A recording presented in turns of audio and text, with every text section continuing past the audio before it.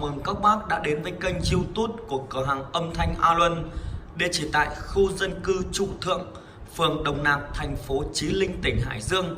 Và một clip tiếp theo trong buổi tối hôm nay, thứ hai ngày 14 tháng 10 năm 2019, em trân trọng làm một clip để giới thiệu quảng bá test chất âm về một chiếc súp điện hàng mới tinh được mang trên mình thương hiệu của B3. Dòng sản phẩm sử dụng một bát 40 từ 19 họng 8.0 và sử dụng thùng gỗ sơn sần bóng.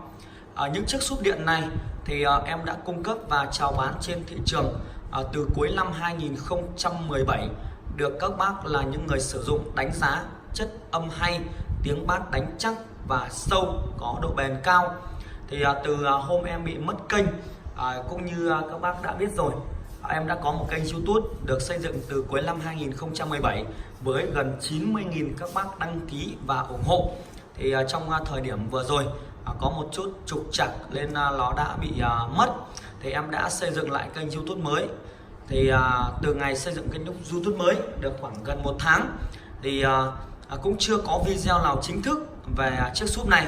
Thì cũng rất là tình cờ trong buổi chiều ngày hôm nay nhận được một tin nhắn của các bác khách hàng, đó là muốn xem được về ruột của chiếc loa súp này nhưng không thấy.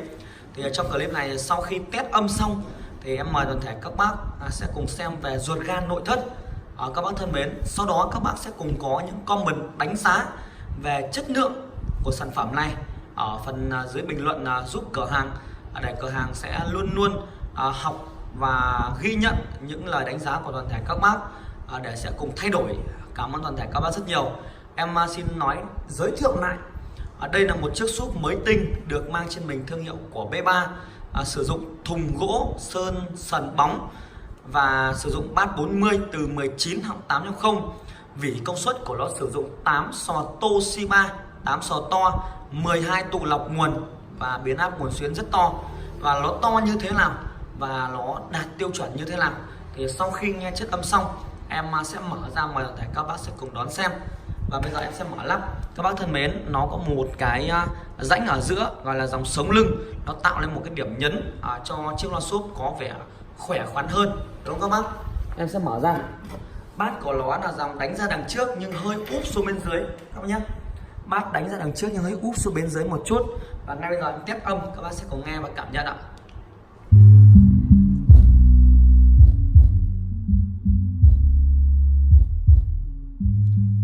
Các bác thân mến, em chỉ test độc có một quả loa súp. Hiện tại về phần cốt của chiếc súp này, nó cắt rất là sạch và sâu các bác nhé. Dòng thùng gỗ thì các bác biết rồi ạ. Dòng thùng này chống nước các bác nhé. Và trong clip này, nếu như các bác nghe tiếng trống không được rõ thì các bác có thể đeo tai phone, các bác sẽ cùng nghe và cảm nhận được tiếng trống nó sâu, uy lực và mạnh mẽ hơn.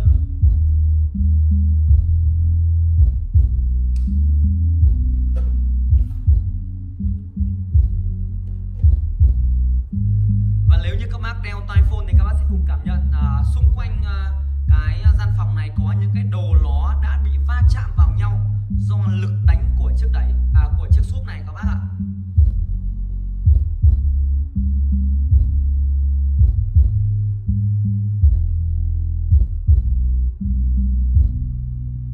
Vâng, xin được cảm ơn toàn thể các bác. Ngay bây giờ em sẽ mời các bác cũng như là toàn thể quý anh chị em cô xem về ruột gan các bác nhé. Nội thất lòng mèo các bác.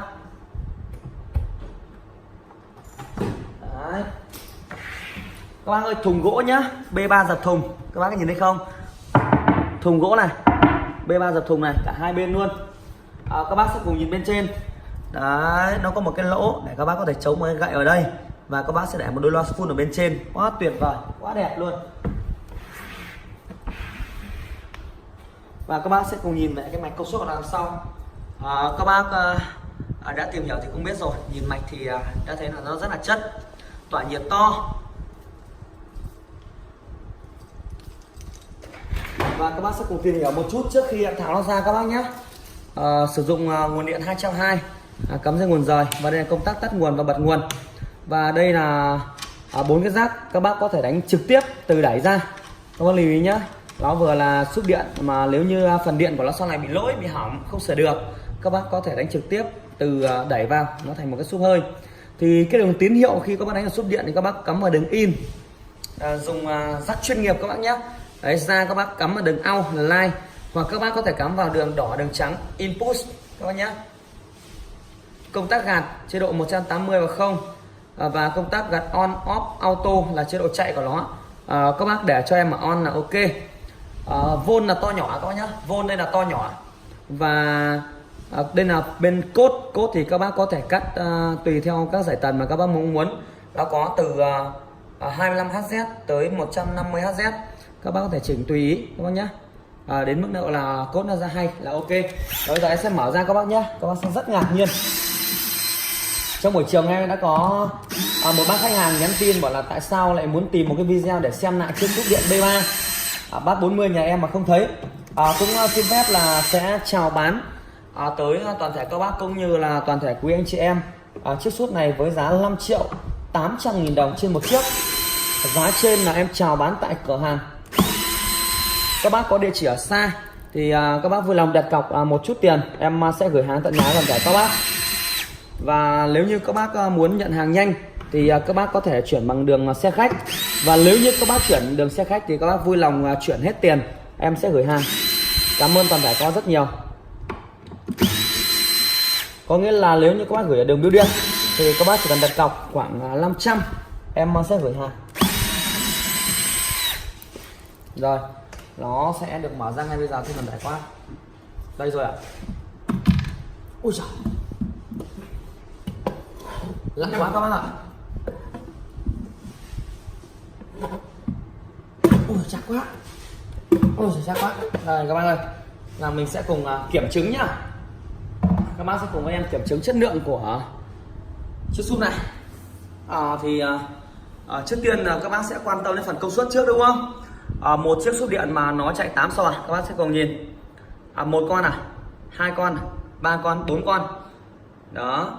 Và đằng sau của nó 4 con nữa các bác nhé. Vẫn còn đây. Đằng sau 4 con nữa là 8 sò các bác nhé. Đấy. Và tại sao nó lại khỏe? Là nó có 8 sò và nó sử dụng 12 con tụ lọc nguồn và ghép nối tín hiệu, tụ 3300mm 50V. Đấy. Và tại sao nó lại khỏe nữa? Nó có cả một cái vỉ thúc. Đấy, như các bác biết rồi đấy, gọi là bù áp đấy các bác. Bù áp hay là thúc thì nó cũng như nhau các bác nhé. Nó có cả một cái vỉ này nữa. Ủa sao nó không khỏe?